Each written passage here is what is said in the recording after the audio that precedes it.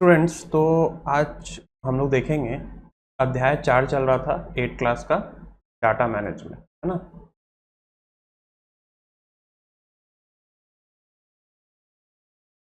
Data management किसे कहते हैं ये हम लोग को देख रहे थे। ठीक, इसमें सबसे पहले हम लोग क्या देखें? पिक्टोग्राफ। पिक्टोग्राफ कहने का मतलब क्या है? चित्र दिया हुआ था, ढेर सारा पेंसिल दिया हुआ था, है ना। पेंसिल के आधार पे हम लोग क्या कर रहे थे, उसको बता रहे थे कि अच्छा ये 3 पेंसिल बना हुआ है तो 3 लिख दिए। ठीक, दूसरा हम लोग क्या देख रहे थे? Bar graph. ठीक, बार ग्राफ जिसको हम लोग हिंदी में क्या लिखें? दंड आलेख, है ना। तो इस टाइप का हम लोग क्या कर रहे थे, ढेर सारा हम लोग को डाटा गिवन होता था। ठीक है, कि कोई 3 है, कोई 4 है, कोई 5 है, कोई 6 है ना। और ऊपर में दिया हुआ था, मान लो अटेंडेंस का दिया हुआ था, राम का अटेंडेंस, श्याम, सीता, राहुल, है ना, इस टाइप से। तो हम लोग इसका क्या करते थे? डंडा लेख बनाते थे। ठीक है, कि 3 का यहाँ है तो 4 का यहाँ होगा, फिर 5 का और ऊपर होगा, है ना, 6 का और ऊपर होगा। इस टाइप से हम लोग क्या करते थे? डंडा लेख बनाते थे। उसके बाद हम लोग क्या करते थे? डबल बार ग्राफ बनाते थे, है ना। Double bar graph. ठीक, डबल बार ग्राफ क्या होता है कि कंपेयर करने में हम लोग को मदद करता है। ठीक, अगर किसी एक जो पहला वीडियो सब देखे हुए हैं उन लोगों के लिए ये समझ में आ रहा होगा कि क्या हम बता रहे हैं। ठीक है, ये मान लो ए के लिए लिखें, फिर दूसरा ए के लिए, फिर ये बी के लिए, ये फिर बी के लिए। ठीक, तो इस टाइप से डबल बार ग्राफ। ठीक, अब ये सब क्या है डिटेल में तो सब वीडियो में बताया ही हुआ है। ठीक है, तीसरा टॉपिक क्या बताए थे? हिस्टोग्राम। हिस्टोग्राफ। ठीक, तो हिस्टोग्राम बताएं। हिस्टोग्राम में क्या था कि नीचे ये ए बी सी नहीं होगा, नीचे भी क्लास विड्थ होगा, है ना। नीचे मतलब कोई वैल्यू होता था 0 से 4 तक, फिर 4 से 8, 8 से 12, इस टाइप का। फिर ऊपर कुछ होता होगा, मान लो 1 2 3 4, इस टाइप का। तो कंटिन्यूअस बनाने के लिए हम लोग इस टाइप का बना रहे थे, है ना। तो ये सब क्या है? अलग अलग चीज़ है ना। हिस्टोग्राफ अलग चीज़ है, डबल बार ग्राफ, है ना। Bar graph, double bar graph, histograph. Histograph में देखो कि बार ग्राफ में देखो कि नीचे कुछ लिखा होगा, नीचे कोई वेरिएबल होगा, मतलब कि नीचे कोई, जैसे यहाँ पे क्या है? वेरिएबल है। वेरिएबल कहने का मतलब क्या? चर, है ना। कोई चर होगा, तो सही यहाँ पे इस सब जगह पे भी कोई वेरिएबल होगा, चर होगा। ठीक, लेकिन हिस्टोग्राफ वाले में क्या है? यहाँ पे वेरिएबल नहीं है। ठीक है, यहाँ पे अचर है, मतलब कांस्टेंट है ना। 0 से 4 एक क्लास विड्थ, है ना, एक क्लास की चौड़ाई। ठीक है, वर्ग की चौड़ाई जो हम लोग बोले थे वो क्या है? यहाँ पे फिक्स है, अचर है। अभी किसी को अभी समझ में नहीं आ रहा होगा कि बार ग्राफ और हिस्टोग्राफ दोनों का तो इसी टाइप का बनता है ना। लेकिन अंतर क्या है दोनों में कि नीचे वाले में वेरिएबल होगा यहाँ पर। ठीक है, बार ग्राफ में। डबल बार ग्राफ में क्या होगा? दो दो चीज का बना होता है। ठीक, लेकिन हिस्टोग्राफ में क्या है? हिस्टोग्राफ किसके लिए बनाए थे? कंटिन्यूअस बनाने के लिए बनाए थे ना। जस्ट इससे पहले वाला वीडियो देखिए, अच्छे से समझ में आएगा। ठीक, हम लोग को इस क्लास में क्या पढ़ना है? पाई चार्ट पढ़ना है। ठीक है, पाई चार्ट क्या होता है? देखिए, 5-10 स्टूडेंट भी अगर अच्छे से सारा लेक्चर देखते हुए जाए तो उसका आराम से पूरा का पूरा मैथ्स कंप्लीट होगा। ठीक, एक भी लेक्चर को मिस ना करे, है ना। इसको क्या बोलते हैं हिंदी में? वृत्त आलेख। ठीक है, इसको हिंदी में वृत्तालेख बोलते हैं। ये एक सर्कल है। अब क्या है कि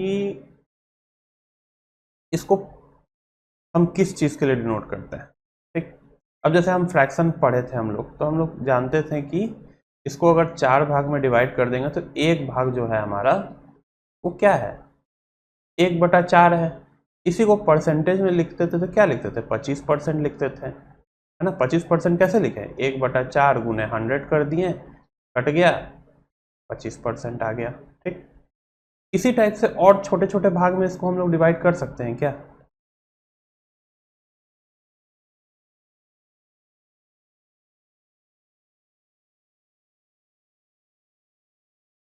अब क्या करेंगे हम लोग कि मान लो ये इतना है, यहाँ बीच में 90 डिग्री है, तो समझ में आ गया कि हाँ ये 1/4 है, मतलब 25% है ये, है ना, 25% भाग है। अब इसको भी आधा कर दिए, ठीक, और इसके आधा को ले रहे हैं, तो हम जान गए कि पूरा 25% है, तो उसका आधा कितना होगा, 25/2 होगा, मतलब 12.5% होगा, ठीक। इस टाइप से ये क्या है, एक टाइप का इसको समझिए कि एक फुल पिज्ज़ा है ना, जो या कोई भी गोल चीज़, रोटी समझ लीजिए, उसको हम क्या कर रहे हैं, भाग में डिवाइड कर रहा है। अभी तक तो फ्रैक्शन पढ़ने के लिए हम लोग डिवाइड करते थे कि हाँ भाग में इस टाइप से डिवाइड करके हम लोग बताते चलते थे कि हाँ समझने के लिए, लेकिन अब इसका यूज़ है यहाँ पर, है ना, कि पाई चार्ट, है ना, वृत्तालेख बनाने में यहाँ पे यूज़ है। हर एक चीज़ कुछ ना कुछ चीज़ डिनोट करेगा यहाँ पर, ठीक है। अब देखिए हम लोग एक एग्जाम्पल लेते हैं, है ना। एग्जाम्पल में दिया हुआ है कि किसी के सोने का मतलब दिन भर का उसका क्या दिनचर्या है, उसके बारे में दिया हुआ है, ठीक है। तो सबसे पहले हम लोग उसी चीज़ से समझते हैं कि दिन भर में, जैसे मान लीजिए आप लोग स्कूल जाते हैं, खाते हैं, सोते हैं, है ना, खेलते हैं, उन सब चीज़ों का दिनचर्या दिया हुआ है। तो दिनचर्या को आप कैसे पाई चार्ट बनाकर, है ना, उसके अपने दिनचर्या को कैसे पाई चार्ट में बना सकते हैं। सबको ही अपने दिनचर्या को, है ना, होमवर्क के तौर पर बनाइएगा कि आप कितने घंटे खाते हैं, कितने घंटे सोते हैं, कितने घंटे स्कूल जाते हैं, है ना, उसको एक पाई चार्ट में बनाइएगा। जैसे कि एक एग्जांपल लेते हैं, चलिए ये मेरा ही दिनचर्या है, ठीक है, कि सोना, ठीक है, सोना मेरा कितना घंटे होता है, 8 घंटा, ठीक। अब क्या है, स्कूल जाना,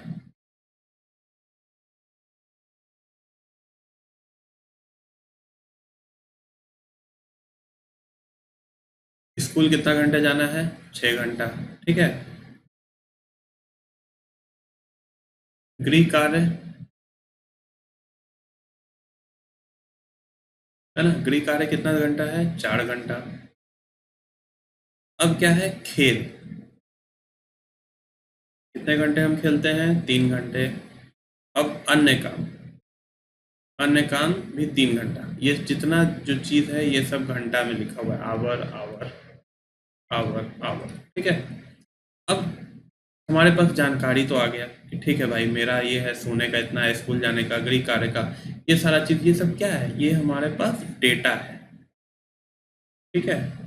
डेटा हमको क्या देता है, जानकारी उपलब्ध कराता है, ठीक है।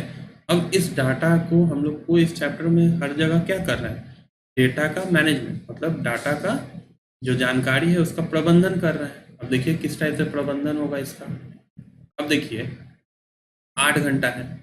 अब हम बताए थे आपको कि पाई चार्ट में हम लोग क्या करते हैं, एक गोलाकार बनाएंगे, ठीक है, बड़ा सा, और इसी गोलाकार में हम क्या करेंगे, अपने दिनचर्या को लिख देंगे, है ना।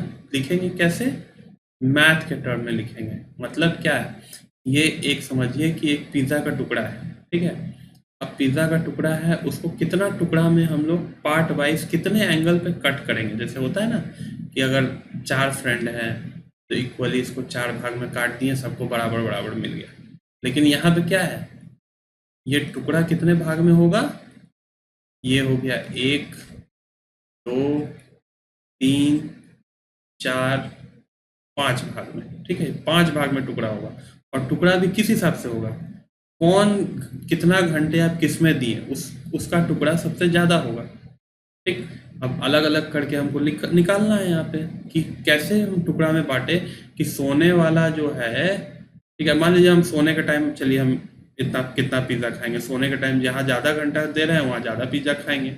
ठीक, स्कूल जा रहे हैं जहाँ उससे ज़्यादा घंटा के लिए जा रहे हैं, उससे कम घंटे के लिए जा रहे हैं तो उससे कम पिज़्ज़ा खाएंगे। तो इस हिसाब से आप लोग नाप सकते हैं कि जहाँ हम जितना ज़्यादा घंटा दिए उस पिज़्ज़ा का भाग क्या होगा, उतना ज़्यादा होगा। जैसे ये है, इतना जो भाग है वो क्या होगा, हम किसी समय खाएंगे, फिर और इतना भाग है और फिर किसी समय खाएंगे। ठीक, तो ये समझाने के लिए बता रहे हैं, ऐसे बचा बचा कर नहीं खाना चाहिए, पिज़्ज़ा को एक साथ खा लेना चाहिए, है ना। तो देखिए, है ना, दोस्तों के साथ मिलकर एक साथ खा लेना चाहिए पिज़्ज़ा को। ठीक है, एक ही आदमी बार बार सोने के टाइम, स्कूल जाने के टाइम, गृह कार्य के टाइम, है ना, तो हम यहाँ पे समझाने के लिए बता रहे हैं कि अब देखिए क्या है, इसको हम लोग क्या किए थे, फ्रैक्शन के समय भी समझे थे कि अगर मान लीजिए पूरा का पूरा ऐसे है 4 भाग में, तो एक क्या हो गया, ये 1/4 हो गया, यही। तो यहाँ पे फ्रैक्शन का काम पड़ेगा हम लोग को। अब देखिए, एक चीज़ तो ये हो गया। अब मेरा क्या है, दिनचर्या बता रहा है, मतलब 24 घंटे में ये पूरा का पूरा पिज़्ज़ा हमको खा जाना है। 24 आवर में ये पूरा का पूरा पिज़्ज़ा मेरा ख़त्म हो जाएगा, है ना। इस टाइप से हम डिस्ट्रीब्यूट कर दिए, जहाँ हमको ज़्यादा घंटा लेना है वहाँ पे हम ज़्यादा पिज़्ज़ा खाएंगे। तो हम एकदम नाप तौल के पिज़्ज़ा को काटेंगे। ठीक, यही चीज़ समझ के लेके चलिए। तब देखिए, जो ज़्यादा है उसको उसी हिसाब से फ्रैक्शन उसका निकलेगा, उसका ज़्यादा फ्रैक्शन में निकलेगा। तो अब देखिए 8 नीचे क्या होगा, फ्रैक्शन क्या है, टोटल मेरा जो ये है वो क्या है, टोटल अगर गोलाकार है वो क्या है, 24 घंटा। ठीक, 24 घंटा बराबर 360 डिग्री, है ना। पूरा अगर घूम जाएगा तो वो पूर्ण कोण बन जाएगा, है ना। तो अब क्या है, 24 कट के फ्रैक्शन में कितना आएगा, 1/8 × 24। अब 1/3 भाग कितने का, 360, क्योंकि पूरा का पूरा 360 है ना, 360 का पूरा तो कट के कितना आ जाएगा, 120 डिग्री। ठीक, अब अपना चांद प्रकाल निकालिए और सबसे पहला यहाँ पे मार्क करिए कि 120 कितना होगा। अब देखिए यहाँ तक तो 90 हो जाता है ना, क्योंकि बराबर यहाँ तक आएगा तो 90 हो जाएगा। 90 में 30 और एक्स्ट्रा, है ना। अब देखिए यहाँ पे आएगा तो 180 हो जाएगा, इसका आधा जो है ना। अब देखिए समझ में नहीं आ रहा है तो ये 90 हो गया, इधर भी घींच दिए तो ये भी 90 हो गया। 90 का आधा ये कितना है, 45 डिग्री। अब देखिए 90 और 45 टोटल यहाँ से यहाँ तक कितना हो जाएगा, मतलब ऐसे रफली बना रहे हैं तो निकालने का तरीका बता रहे हैं, कैसे एंगल आपका गलत है, 135 हो जाएगा, है ना। यहाँ से लेके यहाँ तक 135 हो जाएगा, है ना। क्यों, क्या किए हम, 90 का आधा कर दिए, यहाँ से यहाँ तक। ऐसे इसी तरीके से हम भी बनाते हैं। ठीक, अब क्या है, इससे तो बड़ा नहीं होना चाहिए, क्यों, क्योंकि हमको 120 बनाना है। तो क्या करेंगे, ऐसे ही अंदाज से, अगर मेरे पास प्रकाल नहीं है तो हम अंदाज से क्या करेंगे, यहाँ पे खींच देंगे। ठीक है,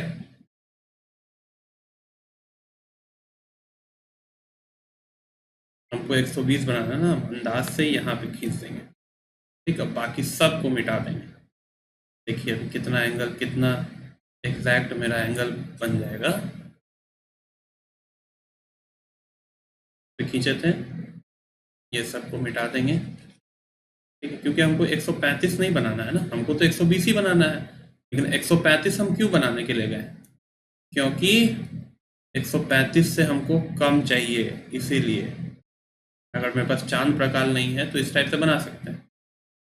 तो ये हमारा 120 डिग्री बन गया, मतलब सोने से पहले हम क्या करेंगे, इतना पिज्जा जो है वो हम खा जाएंगे।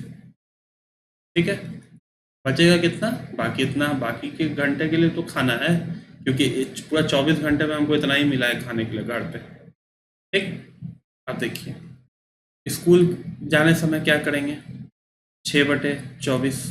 ठीक, बार बार 24 क्यों ले रहे हैं, क्योंकि टोटल आवर जो है वो 6 हिस्सा जो है वही हम स्कूल जाने के समय खर्च कर रहे हैं। 6 हिस्सा किसका, 24 का, जो सबसे जिसका निकालना है वो नीचे लिखाता है। तो फ्रैक्शन में कितना आ जाएगा,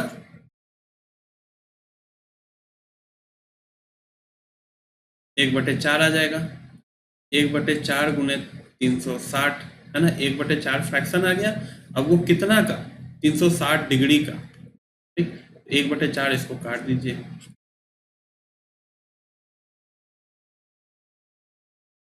9 4 जा 90 डिग्री, ठीक है। तो 90 डिग्री आ गया, मतलब कितना ले लेंगे यहाँ पर, अब देखिए 90 डिग्री है, अंदाज से यहाँ पे ले लेंगे और बीच में इस टाइप का बना देंगे, ठीक है। यहाँ पे लिख देंगे क्या, 90 डिग्री। तो ये अब देखिए रंग बिरंगा से यहाँ पे लिख देते हैं, यहाँ पे लिख देते हैं सोना, यहाँ पे क्या लिख देंगे, स्कूल,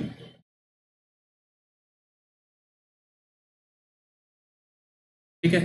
तो देखने वाले को साफ पता चल जाएगा कि अच्छा, और रंग रंग भी देंगे उसी हिसाब से, सोना समझ में आ जाएगा, अच्छा सोना का काम ये थोड़ा ज़्यादा देर कर रहा है, ठीक है। और स्कूल जाने का काम इसका थोड़ा सा, इसको थोड़ा सा और कम कर दीजिए, ठीक है, यहाँ कर दीजिए, अब बीच में 90 डिग्री का साइन लगा दीजिए,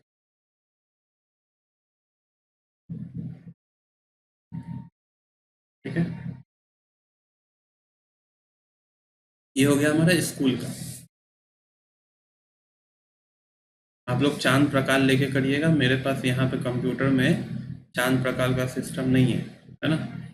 अब ग्री कार्य क्या है, 4/24, वही सेम काम करेंगे, 1/6 आएगा, 1/6 कितना भाग है 360 का, वो निकालेंगे तो 60 डिग्री। अब क्या करेंगे, 60 डिग्री ले लेंगे, 60 डिग्री अपने प्रकाल में नापिएगा और यहाँ से यहाँ तक 60 डिग्री, है ना। फिर इसको अलग रंग से रंग देते हैं, 60 डिग्री, और यहाँ पे क्या लिख देते हैं, ग्री कार्य,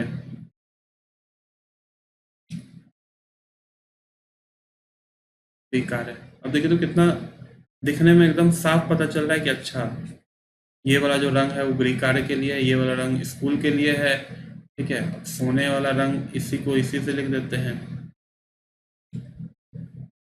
ना। तो इससे क्या होगा, हम लोग को साफ, कोई भी देखेगा तो समझ में आएगा कि हाँ ठीक है, अलग अलग रंग से लिखा हुआ है। अब क्या है, इसके लिए लाल ले लेते हैं, खेलने वाले के लिए 3/24 आएगा, ठीक। 3/24 मतलब कटने के बाद क्या होगा, 1/8, 1/8 को 360 से करेंगे, कितना होगा, 8 चौके 32 और 5 45, 45 डिग्री आएगा, ठीक है। डिग्री कहने का मतलब क्या है, डिग्री नापने का तरीका है एंगल को। और नीचे वाला भी देखिए 3 ही आवर है, मतलब खेलने और अन्य का दोनों बराबर है, तो जो बचा उसको दोनों बराबर भाग में बांट दीजिए, ठीक। और इसको रंग कर यहाँ पे क्या लिख देंगे, पहले तो यहाँ पे लिख देंगे 45 डिग्री और यहाँ पे लिख देंगे खेल, ठीक। अन्य का कितना है, इसका भी 3/24 है, फ्रैक्शन में कटेगा तो 1/8, फिर 360 में कितना भाग हो गया 8/8 का, 45 ही डिग्री हो गया। इसको अलग कलर से लिख देते हैं, फिर यहाँ पे क्या लिख देते हैं, अन्य। तो देखिए कि हम पाई चार्ट जो है इस टाइप से बनाती है, ठीक है। इसी को क्या बोले, पाई चार्ट बोले, है ना, मतलब वृत्तालेख, है ना। तो इसी टाइप से सारा चीजों को, किसी भी चीजों का हम वृत्तालेख बना सकते हैं, कोई दिक्कत नहीं होगा। ऐसे आपका ये जो क्वेश्चन है वो यही वाला है ना, ये वाला जो वृत्तालेख है वो ये बना है, ठीक। ये मेरा रूटीन नहीं था, आपके बुक का ही रूटीन था, है ना। अब क्या करेंगे कि उदाहरण के लिए, अब देखिए क्या है, उदाहरण एक आध दो देख लेते हैं। वृत्तालेख पहले से बनाया हुआ है, ठीक। अब इसमें हम लोग क्या क्या चीज़ देख सकते हैं, अब जैसे यही जो हम लोग पहले बनाया उसमें हम लोग क्या क्या चीज़ देख सकते हैं, इससे हम लोग को क्या क्या चीज़ जानकारी मिल सकता है कि सबसे ज़्यादा देर काम क्या कर रहे हैं, सबसे ज़्यादा देर जो है वो सोने का काम चल रहा है भाई, ठीक है, जो बहुत ख़राब बात है। ज़्यादा देर सोना नहीं है, ज़्यादा देर पढ़ना है। और सबसे कम देर क्या हो रहा है, खेल भी रहे हैं और अन्य काम भी सबसे कम देर कर रहे हैं, ठीक है, क्योंकि दोनों बराबर है, 45-45 है ना। तो ये क्या है, अब कोई आएगा देखेगा कहेगा नहीं हमको तो वो बच्चा अच्छा लग रहा है जो ग्रीक आ रहा है, सब अपना अपना रूटीन बना के मान लो क्लास में लेके आए, टीचर देखते के साथ पकड़ लेगा कि हाँ कौन ज़्यादा देर पढ़ रहा है ना। तो इस टाइप से हम लोग क्या करेंगे, डाटा को रिप्रेजेंट करने का तरीका है। उसी टाइप से ये वाला एक क्वेश्चन देख लीजिए, है ना। इस क्वेश्चन में क्या है,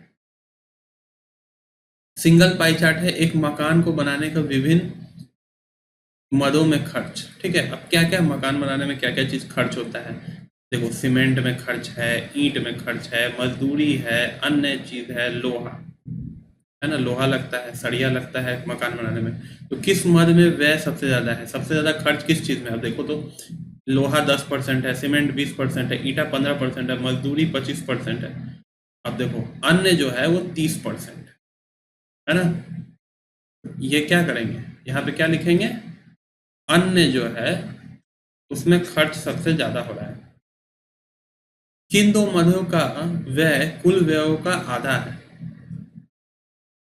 अब किन दो मदों का व्यय जो है वो कुल व्यय का आधा है, मतलब कहने का क्या है कि कोई,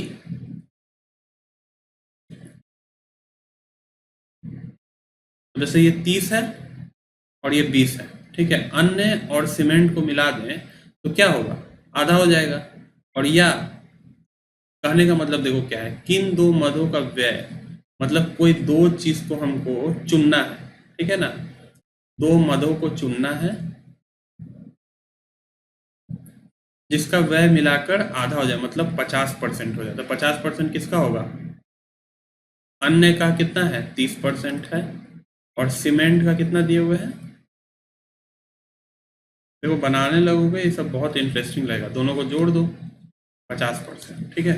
यही लिखे हुए सीमेंट और अन्य को जोड़ देंगे, क्यों, क्योंकि बाकी जो है मद बचा हुआ, बाकी कौन सा मद बचा हुआ है, बाकी 3 मद बचा हुआ है, लोहा बचा हुआ है, ईंट बचा हुआ, मजदूरी बचा हुआ है, ठीक है। तो अगर 3 मदों को बोलता तो हम क्या लिखते हैं, लोहा का लेते हैं प्लस ईंट का लेते हैं प्लस मजदूरी लेते हैं, ठीक है। अच्छा एक बात और, जो भी 7 क्लास के स्टूडेंट को हम 8 क्लास का देखने के लिए बोला है वो पाई चार्ट देखें, उसका सॉल्यूशन नहीं बनाए, ठीक है। तो आपका क्लास पहले ही ख़त्म हो चुका है, ठीक है, आपको ये सब बनाने की ज़रूरत नहीं है, बस समझने के लिए बोले थे, क्योंकि आप लोग को तुरंत, आप लोग को भी डाटा मैनेजमेंट पढ़ा है तो आगे इसका क्या यूज़ होने वाला है ना, आप लोग साथ में पढ़ लीजिएगा तो आप लोग के लिए ही अच्छा होगा, इसीलिए हम बोले थे, है ना। अब क्या है, यदि ईंट का खर्च 3,000 रुपये है तो लोहे का खर्च कितना है। अब देखिए क्या है, किसी एक का दे दिया, अब इतना इतना ये सब चीज़ को हटा देते हैं, ठीक है। अब इससे हम लोग क्या करेंगे कि खर्च और ये सब कैसे निकाल सकते हैं, ठीक है, यही सब चीज़ पूछेगा, है ना। पाई चार्ट तो बनाना सबको आ जाएगा, ये चीज़ जो पूछा वो क्या पूछ रहा है, यदि ईंट का खर्च 30,000 रुपये है, ठीक है, तो ईंट का खर्च यहाँ पे कितना है, मात्र 15%, मतलब 15% जो बराबर है वो 30,000 रुपये खर्च के बराबर है ना। अगर 100% खर्च हो रहा है उसका 15% 30,000 है, ठीक। अब इसका क्या करेंगे, एक एक नियम से एक परसेंटेज निकालेंगे, एक परसेंटेज बराबर कितना होगा, 30,000 डिवाइडेड बाई 15 कर देंगे, क्यों, नीचे 100 से क्यों नहीं, क्योंकि यहाँ भी परसेंटेज में निकाल रहा है। अब इस दोनों को काट देंगे, क्या होगा, 2,000 आएगा, ठीक। हमको क्या निकालना है, तो लोहे का खर्च ज्ञात करिए, लोहे का खर्च कितना है, लोहा का खर्च यहाँ पे लिख देंगे 10%, है ना, लोहा का खर्च यहाँ पे है ना 10%, 10%, आप 1% का निकालें तो 10% का नहीं निकाल सकते हैं, 2,000 गुने 10 कर देंगे, 10% में निकल जाएगा, ठीक है। तो मतलब 20,000 रुपया जो है वो खर्च होगा आपको लोहा में, ठीक है। उसी तरह से आपको बोल दिया जाए कि सीमेंट में खर्च निकालिए, 1% का निकल गया तो 20% का निकाल लो, क्यों, क्योंकि सीमेंट के मदे में खर्च कितना है 20% है, तो 2,000 1% है तो 20% इंटू 20 कर देंगे 40, ठीक है, और 1 2 3 4 जी, कितना रुपए जो है वो हमारा कितना सीमेंट में खर्च होगा। इस टाइप से करके हम लोग निकाल सकते हैं।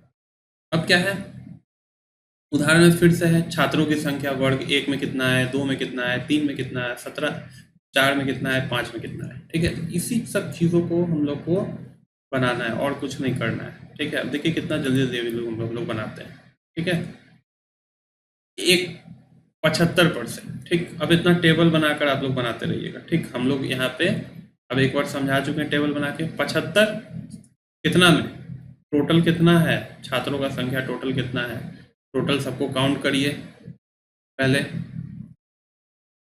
75 प्लस 60 36 प्लस 27 प्लस 18 है ना। अब देखिए क्या है, ये जो टोटल आएगा, टोटल में से ही ना हमको पता होना चाहिए कि टोटल में से कितना हम छात्र जो है वो वर्ग 1 में आए। ठीक है, तो टोटल इसका कितना आएगा, 216 आएगा। ठीक है, मतलब क्या, ये पूरा का पूरा जो है गोलाकार है वो 216 बच्चों के लिए अलॉटेड हो गया, मतलब इज इक्वल टू 360 डिग्री। जो वहाँ 24 घंटा किए थे, यहाँ पे बच्चों के लिए अलॉट हो गया 360 के बराबर। ठीक है, यहाँ तो कोई दिक्कत परेशानी नहीं। अब क्या है, 75 कितना में, जितना टोटल बच्चा है उसमें से। ठीक, 216 फ्रैक्शन में काटने के बाद कितना आएगा, इसको काट लीजिए,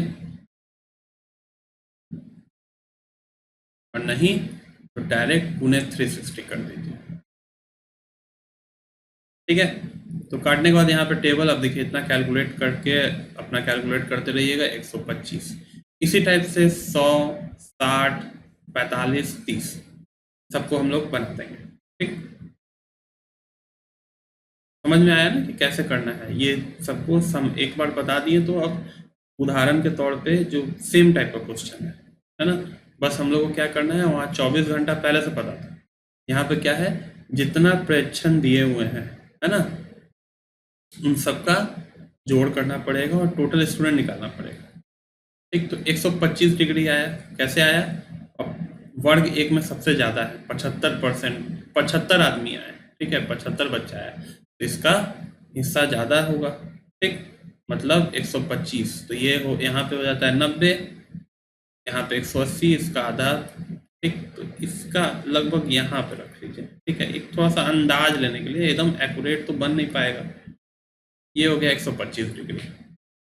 ठीक, अब देखिए यहाँ नीचे बना दिया, कोई दिक्कत नहीं है, गोल गोल घुमाते रहिए, इसी चीज़ को ऐसे घुमा दीजिएगा तो वहीं पे आ जाएगा, है ना। अब क्या है, फिर वापस दूसरा क्या है, 100 डिग्री। 100 डिग्री क्या होगा, अब 125 और यहाँ तक अगर बनाएंगे तो बचा कितना यहाँ पे, 180 और 180 और 125, यहाँ पे बच गया आपको 5 55। तो मतलब यहाँ तक बनाने से काम नहीं चलेगा, क्योंकि यहाँ से यहाँ तक 180 होता है, इससे थोड़ा सा बाहर बनाना पड़ेगा। इसी चीज़ों को हम काउंट कर रहे हैं, है ना।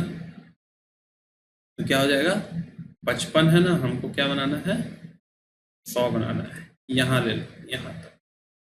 ठीक है, ये हो गया 100। तो ये क्या हो कर रहा है, वर्ग 1 को बता रहा है, ये वर्ग 2 को बता रहा है। ठीक, उसी टाइप से 60 ले लीजिए यहाँ पे, ये क्या कर रहा है, वर्ग 3 को बता रहा है। उसी टाइप से 45 ले लीजिए इसको, और इसको 30 ले लीजिए, ये वर्ग 4 को बताएगा, ये वर्ग 5 को बताएगा। बस बन गया पाई चार्ट। अब इतना डाटा किसी को देखने का ज़रूरत नहीं है ना, इन सब चीज़ों को देखने का ज़रूरत नहीं है। डायरेक्ट आप किसी के सामने इस टाइप का चकड़ी उठाकर रख दीजिए, वो समझ जाएगा कि हाँ क्या बताना चाह रहा है ना। तो इस उदाहरण को अपने से करिएगा, है ना। और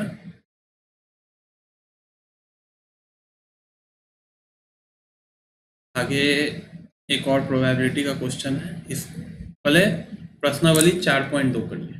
ठीक है, बाकी प्रोबेबिलिटी वाला जो है ना, ये अगले वीडियो में बता दिया जाएगा।